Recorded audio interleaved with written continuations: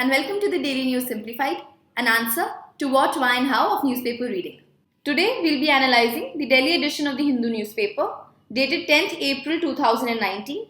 The topics to be discussed today are reflected on your screen and the timestamping for the same has been provided in the description box below. So let's begin. This news appears as data point on page number 9 and is giving us information about the flow of remittances worldwide based on a report released by the World Bank. This discussion will fall under the category of economy under prelims, as well as for mains it will fall under GS paper 3 under the topic issues related to the Indian economy. Now the World Bank has recently released a report titled Migration and Development Brief. Now this report provides updates on global trends in migration and remittances. Thus in this report, the World Bank has tried to highlight all the development and the progress which has been made in respect of all the sustainable development goals which are related to migration, as the World Bank itself is the custodian for all these migration related sustainable development goal indicators. Now broadly, there are three indicators related to migration and remittances which fall within sustainable development goal number 10, that is reducing inequality within and among countries. So within this sustainable development goal number 10, one of the indicators or the sub goal is firstly to increase the volume of remittances as a percentage of the GDP. Second is to reduce the remittances cost. And the third is to reduce the recruitment cost for a migrant worker. Therefore, the first indicator is saying that the volume of remittances which a country is receiving should be increased as a percentage of the entire GDP. That is to say, the remittances should make a substantial contribution towards the GDP of a nation. Secondly, it wants to reduce the remittance cost, which essentially means the cost of transferring of the remittances or the money from one country to another. Because when we transfer remittances, the banks also take some kind of commission. Hence, the second goal is to reduce this remittance transfer cost. And the third is to reduce the recruitment cost for the migrant worker. Because when a worker is migrating abroad to work, there are a lot of formalities and paperwork. For example, the visa cost, the cost of applying for a work permit, etc. Hence, the third goal is to reduce all these recruitment costs for the migrant worker as well. Let us now look at some of the highlights of this report. Now, this report says that the global remittances, which includes the flow to low, middle as well as high income countries, has seen an upward trend. That is, remittances in general are growing. Further, the remittances to low as well as middle income countries has reached a record high in 2018 at $530 billion, hence registering an increase of almost 9.6% over the previous year. Second, the top remittance receiving countries are firstly India, followed by China, then Mexico, then Philippines and Egypt. Hence, you need to keep in mind that India is the country which receives the highest remittance in the world. Further, the remittances into India contribute around 3% of India's GDP.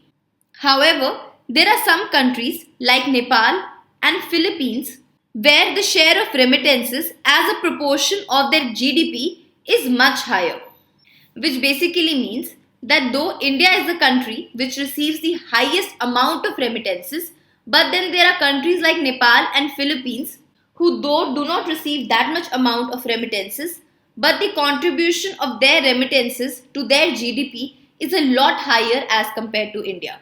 Now, one of the reasons for this could be that Nepal and Philippines are much smaller economy as compared to India. Therefore, their GDP is also not that large. Lastly, as far as India is concerned, you should know that India receives the highest remittances from UAE, USA, Saudi Arabia, Kuwait, Qatar, Oman, etc.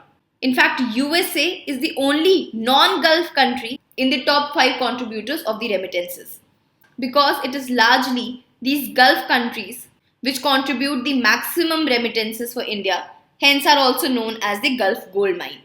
So to recapitulate, please remember that it is the World Bank who publishes this migration and development brief, and this brief tracks the progress of migration related Sustainable Development Goals because it is the World Bank who is the custodian for these migration-related Sustainable Development Goals.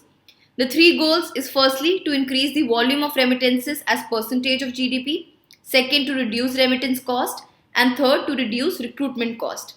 Further, for India, you should know that India receives the highest remittance amongst all countries in the world, and that remittances contribute almost 3% to India's GDP. And last, that it is usually the Gulf countries who contribute the most to the remittances.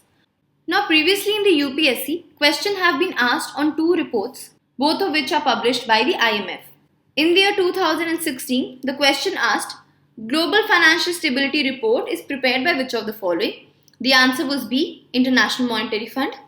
And then in the year 2014, question asked, which of the following organization brings out the publication known as the World Economic Outlook? The answer for which was A, the International Monetary Fund. Therefore, let us know a few details about this World Economic Outlook. Firstly, it is a biannual survey. That is, it comes out twice a year. And this survey is conducted and published by the International Monetary Fund. Secondly, it analyzes the global economic developments during the near and medium term and hence gives projection for up to 4 years. This World Economic Outlook makes forecast using key macroeconomic indicators like the GDP, inflation, fiscal balance, current account, etc. So please keep in mind that it is a biannual survey by the IMF and it gives projection for near and medium term up to 4 years. With this, let's move on to our next news. This news appears on page number 12 and says that the IMF's recent publication, World Economic Outlook Report, has forecasted a dip or a slowdown in the global economy growth for the year 2019. The discussion of this topic will mostly fall under the economy section for your prelims, but a few points from this can be used in your GS paper 3 when a question related to Indian economy is asked. Now, the International Monetary Fund has come out with its flagship World Economic Outlook report. Now, as per the highlights of this report, the world economy will witness a slowdown in 2019. The report says that after a strong growth in 2017 and in the first part of 2018, the global economic activity has slowed down notably in the second half of 2018. And it is evident from the fact that most of the developed economies of the world, like USA, China, Japan, Eurozone, etc., are now facing an economic slowdown. As a result of these developments, the global growth is now projected at 3.3% in the year 2019. And this is 3 basis points short of the 3.6% growth in 2018. But as per the IMF, this dip in the global growth is temporary and the global economy again will grow at a rate of 3.6% in the year 2020, which basically means that only in the year 2019 there will be a dip in the global growth, and then after that again in 2020 the world economy will recuperate and will grow at the same rate as it was growing in the year 2018, that is 3.6%. Let us now see what this report has forecasted for India's GDP growth. Now, the IMF has cut the growth forecast for India as well, and it says that India is expected to grow at 7.3% in the year 2019-20. But this 7.3% is an increase from the 7.1% growth which India witnessed in the year 2018-19. Further, the report has said that in order to secure the economy's growth, India needs to continue with the implementation of structural and financial sector reforms, which means that India should focus on its structural reforms like land and labor reforms, as well as also bring in reforms for the financial sector like reducing the NPA problem, improving the governance of the public sector banks, etc. And secondly, the IMF has said that India should make an effort to reduce its public debt by continuing with the fiscal consolidation. Now, public debt means all the outstanding government liabilities, that is, all the unpaid government liabilities or loans which India has accumulated till now. So, therefore, the IMF says that if India focuses on fiscal consolidation, which essentially means increasing the revenues and reducing the fiscal deficit, then by continuing this fiscal consolidation, India can bring down its elevated public debt. Further, the report has said that both these measures should also be supported by strengthening the GST compliance in our country as well as reducing the subsidies. Another thing to be noted that it is not just the IMF who has reduced the GDP forecast for India, but a few days back even RBI had reduced the GDP forecast for India to 7.2% from 7.4% due to the reason of the world economic slowdown. Lastly, the IMF has said that India will again pick up growth in the year 2020-21 at almost 7.5%. So essentially what you need to remember is that due to the world economic slowdown, India as well as other major countries of the world will also witness a slowdown in their GDP growth rate, and India is projected to grow at 7.3% in the year 2019-20. With this, let's move on to our next news. This news appears on page number 13 and says that as per the recent report published by the World Gold Council, India has maintained its 11th position in terms of overall gold reserves. Now, the position of India with respect to gold reserve as well as the World Gold Council will become important for the economy section in your prelims. Let us now look at the highlights of this report which has been released by the World Gold Council. Now, according to the report, India has a total gold reserve of 608.7 tons in the month of February, and this is marginally higher than the previous month's holding of 607 tons. And hence, because of this, India has been able to maintain its rank at 10th position as far as comparison with other countries of the world is concerned.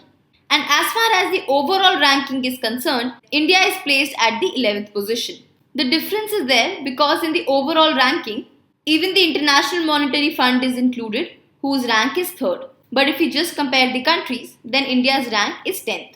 Now, what is to be kept in mind here? That this report by the World Gold Council was based upon the gold reserves which are held with the central banks of that country only, which essentially means that this report did not take into account the gold which was held by the financial institution or the general public of that country. Let us now know a few things about this World Gold Council. Now, this World Gold Council is an association of world's leading gold mining companies. Hence, this World Gold Council is an independent association and does not come under any other organization, and its members are not the countries but rather the leading gold mining companies of the world.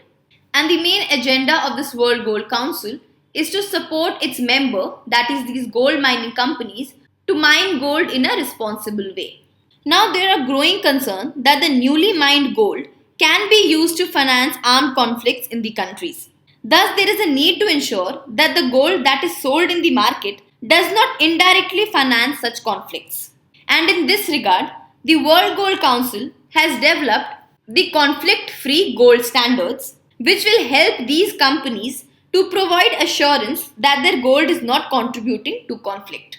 Hence, this conflict-free gold standard is an assurance by the gold mining companies that their gold has been extracted in a manner that does not cause, support, or benefit any kind of unlawful armed conflict or contribute to serious human rights abuses or violations. So basically, this conflict-free gold standard is very similar to the Kimberley Process Certification, which is basically to certify that the diamonds which are mined are not funding any armed conflicts or human rights violation. So to recapitulate, you need to remember that India's gold reserve rank is overall 11th, and as far as countries are concerned 10th, and that the World Gold Council is an association of the gold mining companies and not of countries. And thirdly, that this World Gold Council has come out with a conflict-free gold standard, which is an assurance by the companies that the gold which they are mining is not being used to cause, support or benefit any kind of armed conflict or human rights violation. With this, let's move on to our next news. This news appears on page number 9 and is with respect to the 10% quota which has been recently introduced for the economically weaker section of the society. Now, in this article, the authors are basically saying that the economically weaker sections in the general category are already very well represented in higher education. Hence, there is a need to analyze the rationale behind bringing in this 10% quota. Now, this topic will fall under GS Paper 2 under the category Mechanisms, Laws, Institutions and Bodies constituted for the protection and betterment of the vulnerable sections. Now, this article is a very interesting take on the EWS quota. We know that in beginning of 2019, an amendment to the constitution was made which guaranteed 10% quota in education and employment to economically weaker sections in the general categories. Hence, all those families that earn an annual income of less than 8 lakh rupees and do not possess any agricultural land of 5 acres and above will be eligible for this reservation.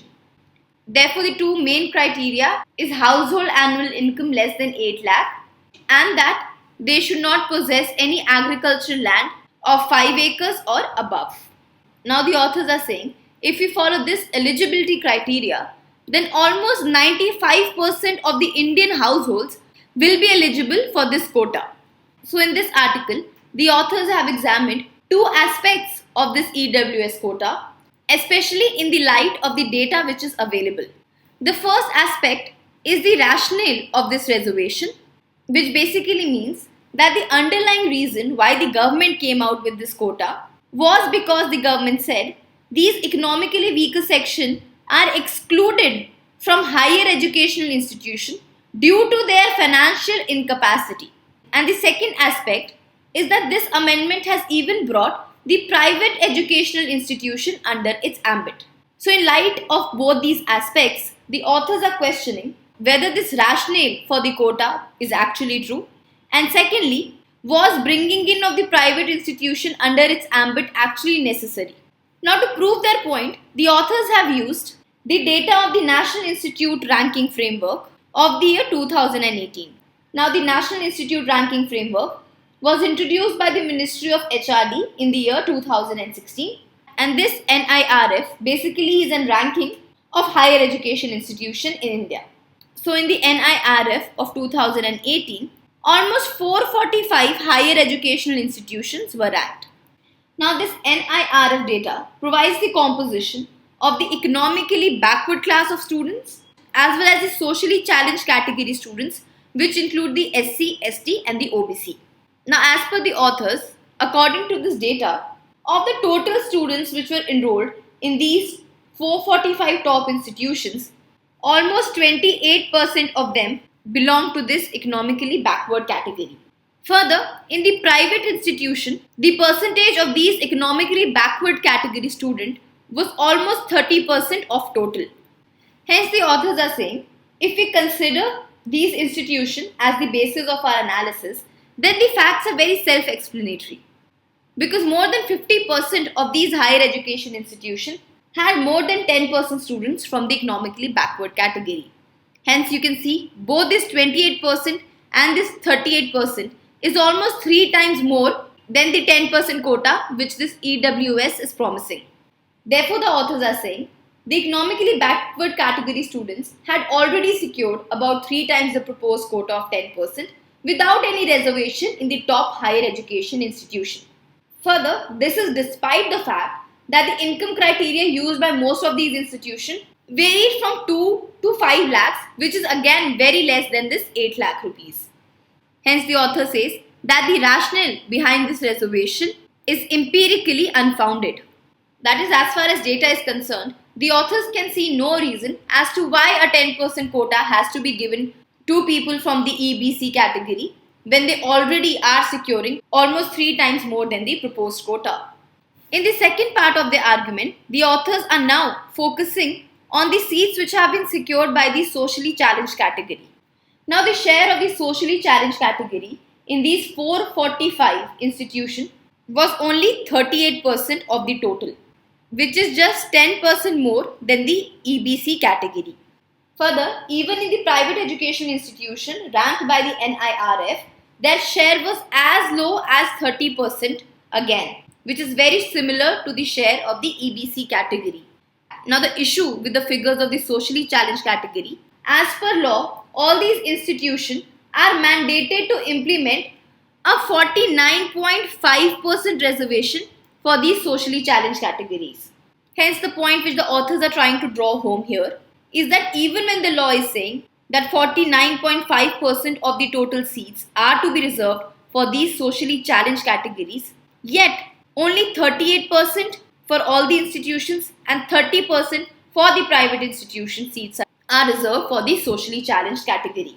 Further, what adds cherry to the top is that these socially challenged category constitute almost 70% of our population as per the NSSO data of 2011-12.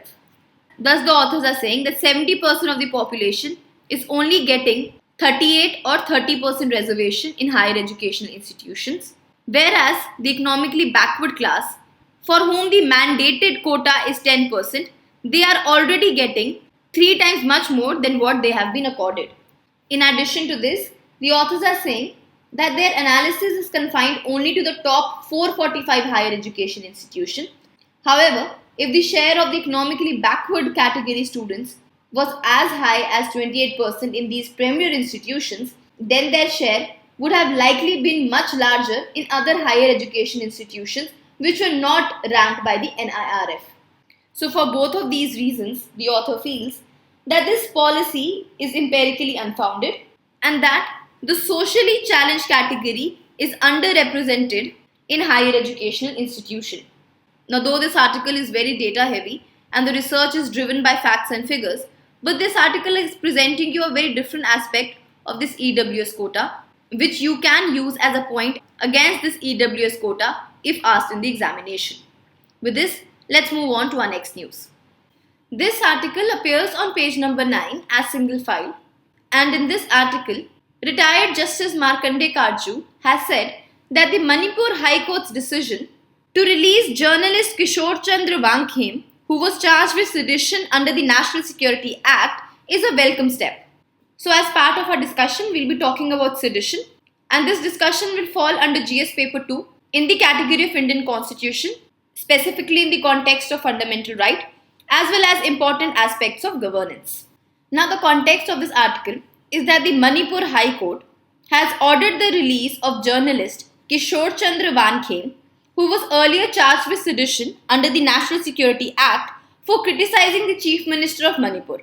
Now, here the author is saying that though this decision is a welcome step and is setting an example, but this order should have come a lot earlier, considering the fact that in a democracy, people have the right to criticize the government.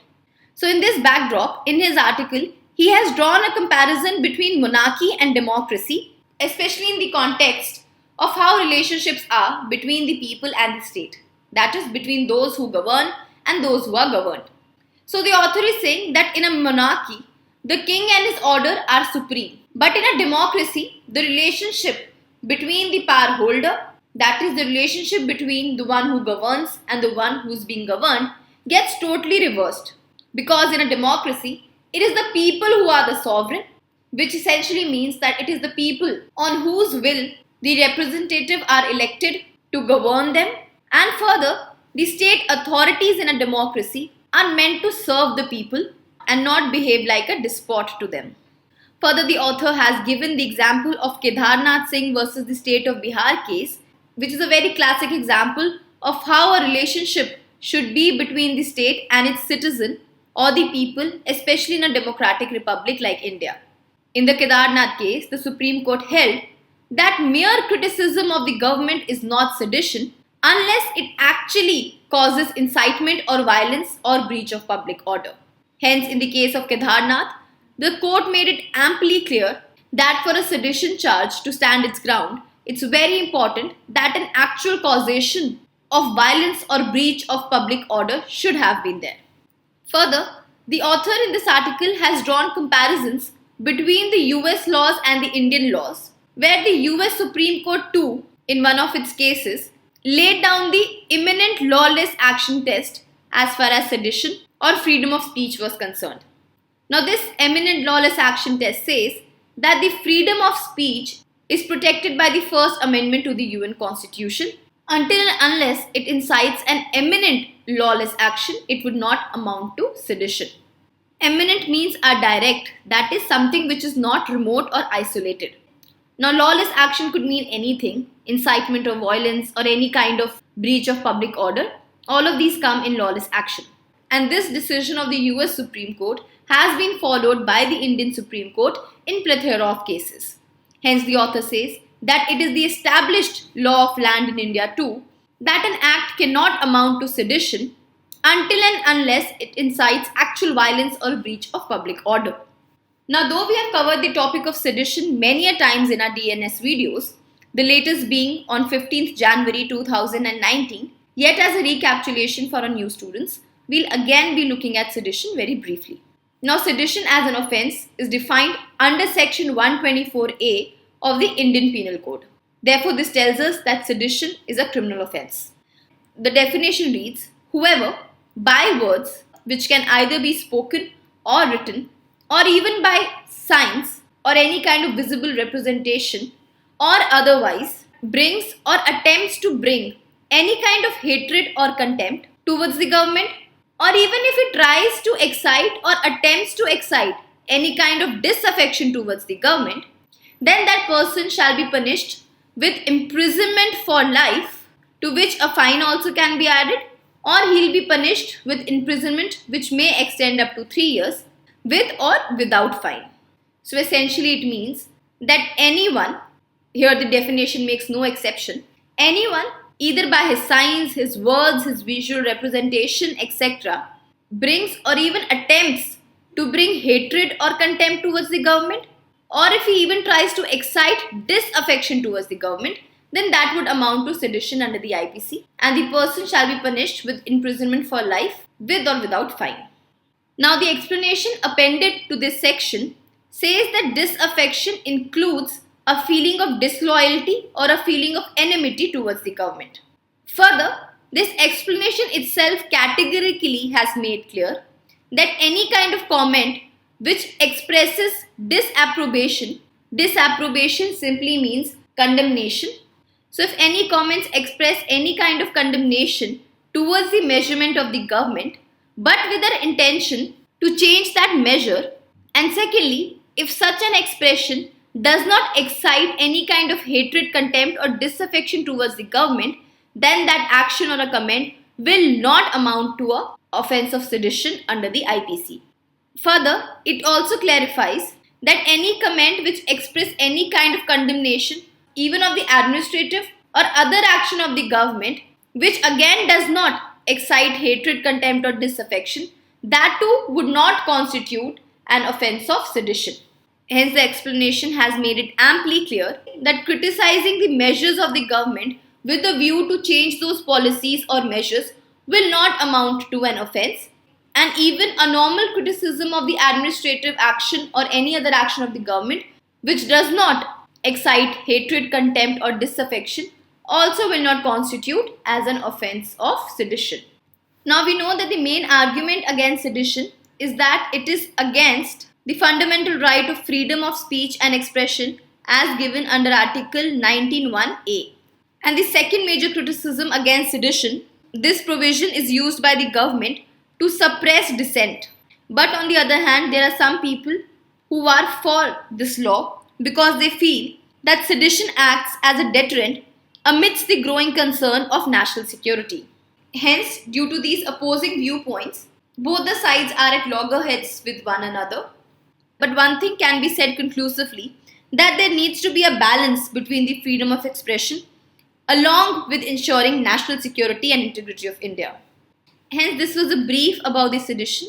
If you want to have more details, then sedition has been covered exhaustively and in detail in the DNS dated 15th January 2019. With this, let's move on to our next news. Now, the next news appears as two articles on page number 8, both of which are regarding the EVM and the VVPAT. Now, both the EVMs and the VVPAT have been covered comprehensively many times in the DNS, the last one of it being on 2nd April 2019. So, you can refer to this DNS if you want to have more information on the VVPAT and the EVMs. With this, let's move on to our practice questions. Based on our discussion, here is the first set of a prelims practice question. Please pause the video and we'll discuss the answer after 5 seconds. Question number 1 reads, consider the following statement. Number 1, India receives the world's highest remittances. This is correct. Second, India's share of remittances as percentage of GDP is the highest in the world. This is incorrect. Though India does receive the world's highest remittances, its share of remittances as percentage of GDP is not the highest because countries like Nepal and Philippines perform better on this indicator. Hence, the right answer to this question is A, 1 only. Question number 2 reads, which among the following reports are published by the International Monetary Fund? The first, World Economic Outlook Report, this is correct. Second, Global Financial Stability Report, this is also correct. The third, World Investment Report, this is incorrect. The World Investment Report is published by the United Nations Conference on Trade and Development. Hence, the right answer to this question is B, 1 and 2 only. Now, here is the second set of your prelims practice question. Please again pause the video and we'll discuss the answer after 5 seconds. Question number 3 reads, consider the following statements related to World Gold Council. Number 1, it has been established under the WTO in order to promote international trade in gold. This is incorrect. The World Gold Council is an independent association of the world's leading gold mining companies. Second, it has developed conflict-free gold standard and Kimberley process certification to ensure that mining of gold and diamond do not finance armed conflict. This is also incorrect. The World Gold Council has only developed the conflict-free gold standard. The Kimberley process certification was established by the United Nations General Assembly in the year 2003. Hence, the right answer becomes D, neither 1 nor 2. Question number 4 says, consider the following statements with respect to the offence of sedition. Number 1, it can be established only against written or published work. This is incorrect. Sedition's definition as given under section 224A of the IPC says that it can be established against words both spoken or written or even through signs or visual representation. The second, actual causation of the violence or hatred against the government is required to establish the offence. This is correct. In Kedarnath versus the Union of India, it has been stated categorically that an actual causation of violence or hatred or contempt against the government has to be there before someone can be charged with this offence of sedition. Just a mere apprehension on the part of the government that the actions will lead to some kind of contempt or hatred cannot amount to the offence of sedition.